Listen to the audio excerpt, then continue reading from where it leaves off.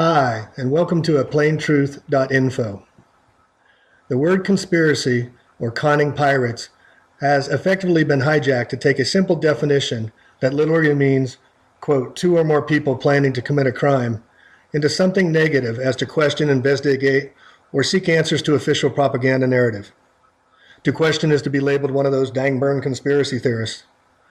The following is an excellent take on the word conspiracy by Mr. Robert Shutterly at AmericansWhoTellTheTruth.org as to how the word conspiracy has been intentionally brought into the English lexicon directly after the JFK murder to confuse, diffuse, and ridicule anyone who questions official narratives by the government. Quote, the neocons have claimed with some accuracy that they can create reality faster than we can react. The deed is done, now deal with it. The troops have invaded. Halliburton, Blackwater, and Lockheed signed their contracts. The prisoners are tortured. Your email is bugged. The resources for social programs are gone. Laws are changed at will because they are the law.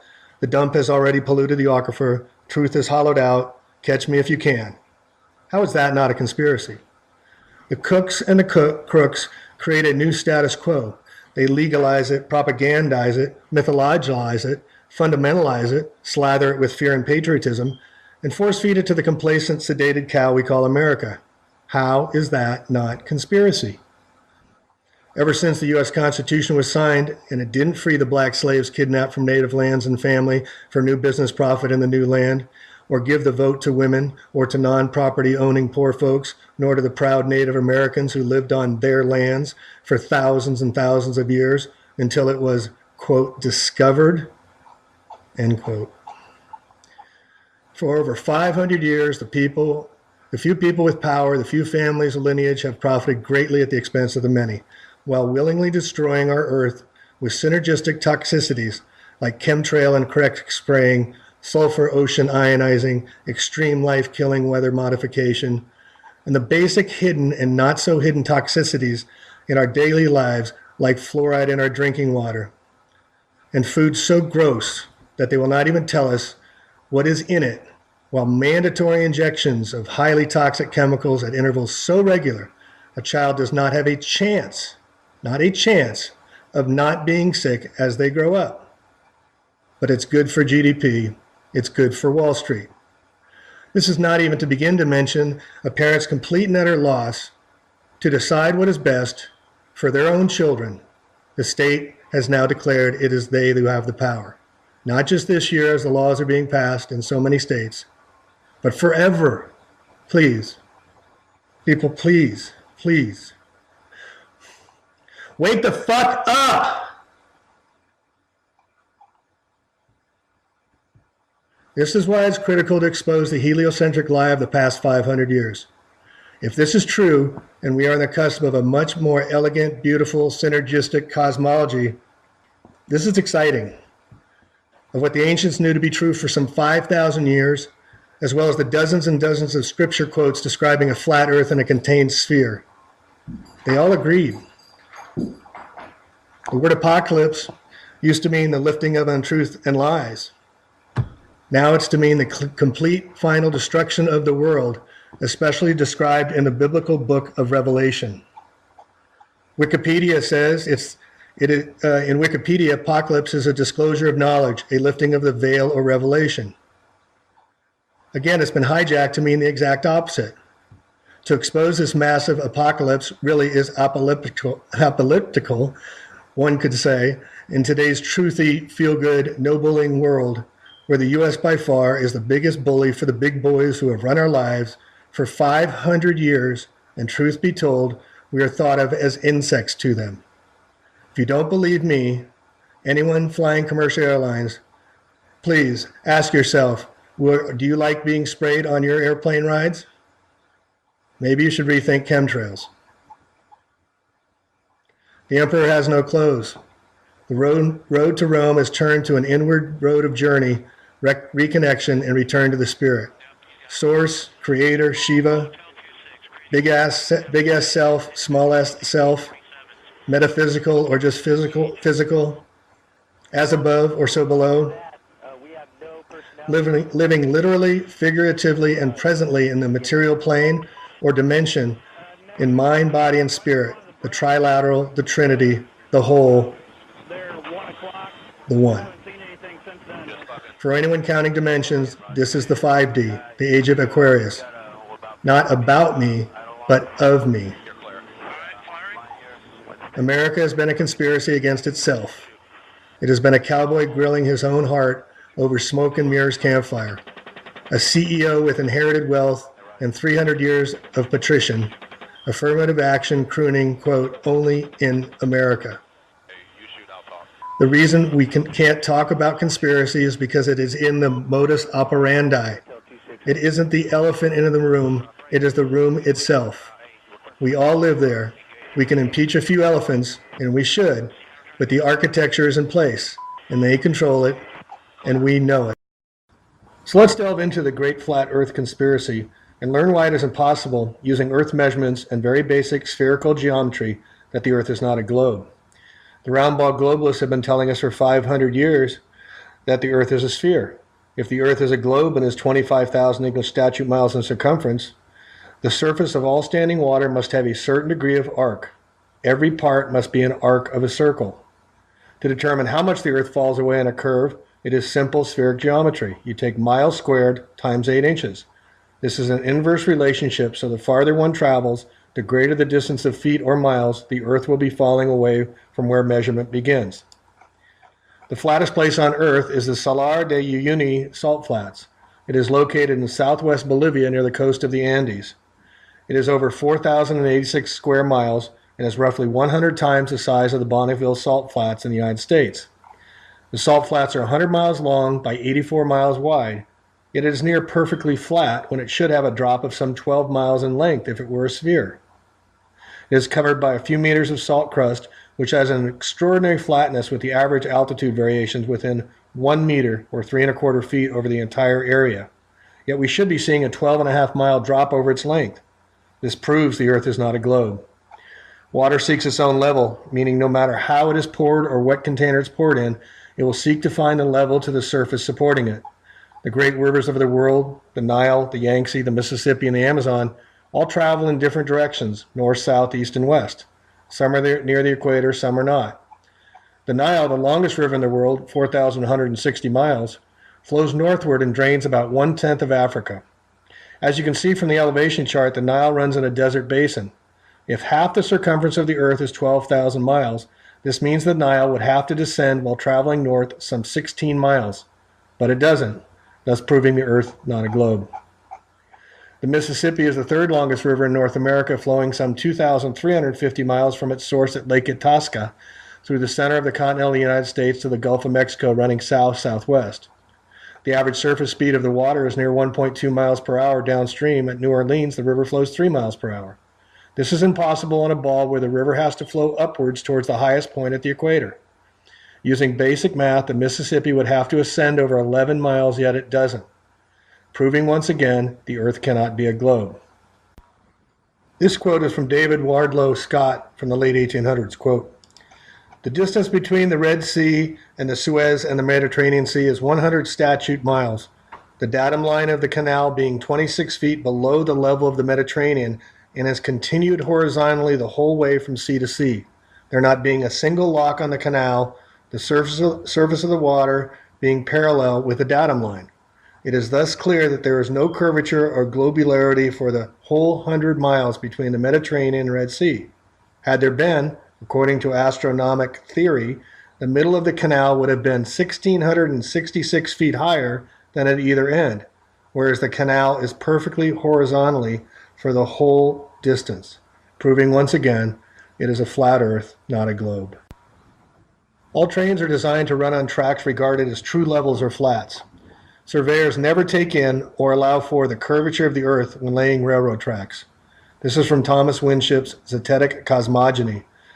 Quote, 118 miles of level railway and yet the surface on which it is projected a globe? Impossible. It cannot be.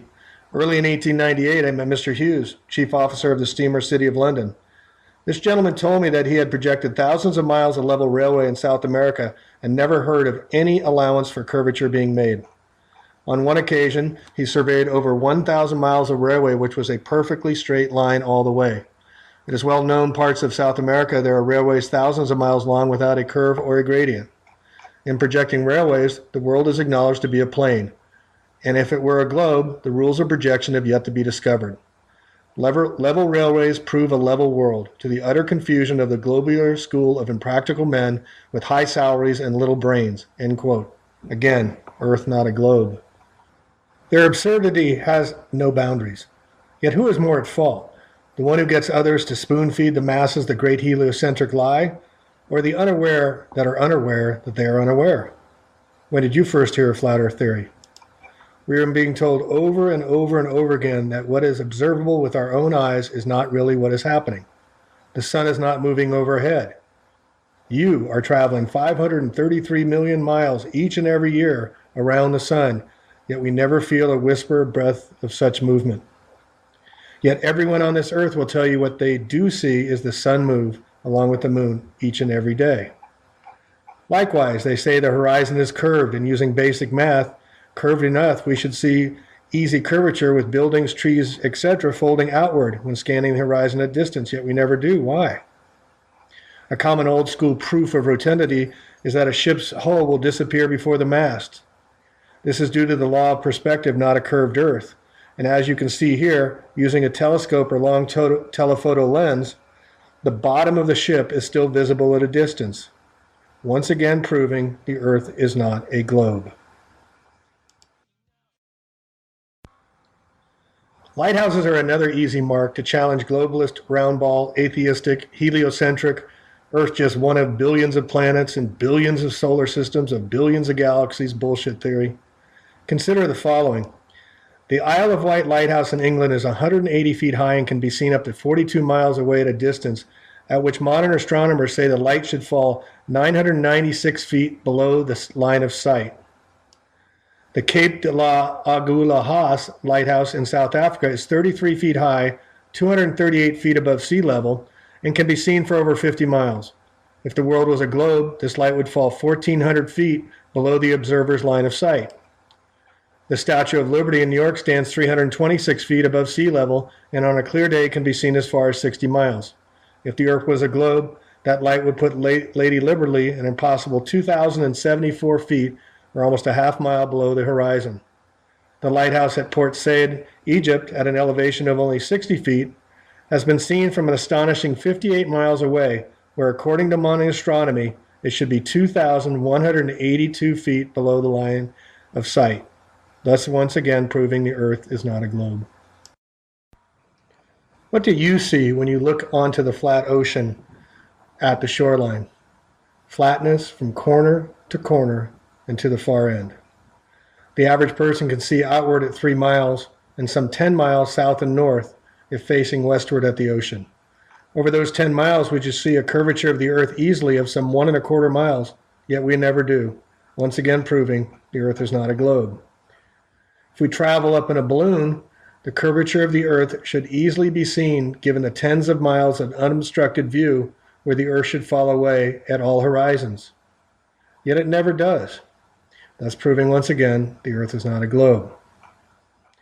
If the Earth is curved and an airplane is traveling any direction at 500 miles per hour, the airplane would continually be having to make a correction of some 2,557 feet over 1/2 mile per each and every minute, so the plane continue to follow the curvature of the Earth, yet it never does. To maintain a 30,000-foot altitude around Earth, the airplane would have to be angled significantly at the nose of the airplane, yet this never happens.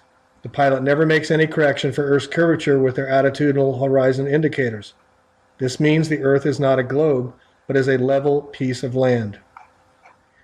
Google executive Felix Baumgartner in 2012 set world record for skydiving an estimated 24 miles, reaching an estimated speed of Mach 1.25 on October 14, 2012. Became the first person to break the sound barrier without any vehicular power on his descent. He was in free fall for 4.5 minutes. He was partnered with Red Bull, Google, and NASA. Note how some official photos of the same exact event at the same exact time from the same exact position show two distinctly different Earth horizons, one flat and level, the other with a very pronounced arc.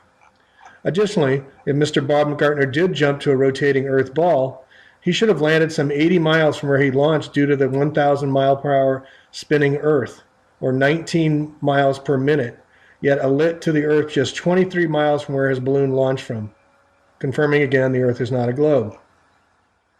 While we're high in space, we will get into much more detail about the atmosphere above, which we are told holds great heat once it gets up to 300 miles into the thermosphere, where the highest satellites orbit.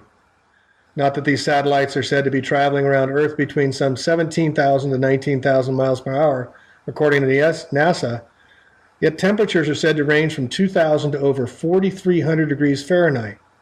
How is it possible these machines can operate? Once you look into all the anomalies, apparentlys, exceptions, corrections, contradictions, and where NASA and astronomers have had to explain away their round ball Earth theory for over 500 years, it has become farcical. The lies must get greater and greater as the great 500-year-old lie gets older and older. The powers that must cease to be are telling us the world is flat, for those with eyes to see and ears to hear. Note how the mainly progressive liberals love to hurl their most vicious stingers at the very, very few flat earth theorists that live on this earth. It is said that once you're over a target, the flack increases significantly. And so it is becoming with flat earth theory as more are awakening to the great lie. These guys are now officially in the same category as Illuminati conspiracy theorists and the geocentrists who say that the sun revolves around the earth. And that graph that Bowling was making fun of? Again, quoting from Richard Shetterly, quote, "Conspiare, from the Old Latin, literally means to breathe together. Those are the roots of conspiracy. Breathing together doesn't sound like an activity of the ideologically derancinated whispering seditiously in a dank cellar or boardroom, foul breath denting a weak flame flickering over a candle nub, gunpowder or greed blackened fingers setting a timer, the whites of creased eyes glinting like knives with treason, murder, power, and deceit. No, conspiare sounds like a healthy man and woman standing in the sun, figuring out how the hell they're going to take care of each other and their aging Mother Earth, and love life while doing it. Breathing together, sharing the same air, plotting to make sure that what's mine is yours, conspiring to save their self-respect, their ideals, the future for their children. I want to be part of that conspiracy, pervasive, populist, revolutionary, and totally transparent. Grassroots, idealistic, simplistic, life-affirming, community building. A conspiracy to make the common good and the love of nature the common denominator of every single economic transaction. And the simple truth is either we start breathing together, conspiring big time, right out in the open, nakedly and unashamedly, or we will have conspired in secret, by default, to all our own demise. We have let them breathe for us for 500 years, or more, and they have stolen our breath, our air, our spirit. The secret conspiare is death. Open conspiare is life. Conspiracy is dead. Long live conspiracy." End quote. We also know in our heart of hearts that things are about to get much worse, especially for our children and other sentient beings. We've been told lies, big lies, yet the global round ball Earth lie is by far the biggest one yet. By exposing this lie, not only does the emperor have no clothes, he ceases to be. But change will only come when more awaken. Tag, you're it. Thank you for tuning in, and may peace prevail.